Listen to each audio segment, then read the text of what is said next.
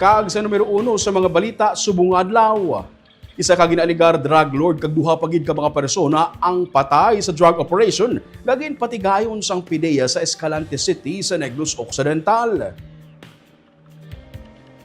Nagpadulong ang PDEA, PNP kag Army sa sitio na Pungalan 2, Barangay Hunub-Hunub sa Escalante City. Agud kun tani iserbi ang arrest warrant batok sa isa ka ginakabig drug lord Miyerkules ang hapon.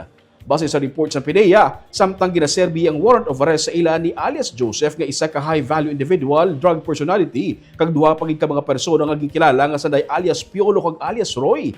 Nagbato sila. Gani nagresulta ini sa pagtiniruhay.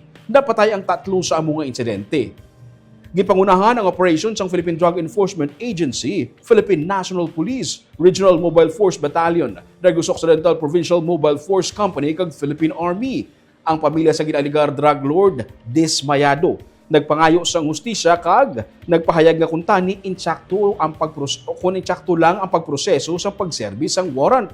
Ginaligar naman sa pamilya na day Piolo kag Roy nga nagsurrender ng ilang mga himata sa otoridad gani dako nga pala mangutanon kung nga napatay sila.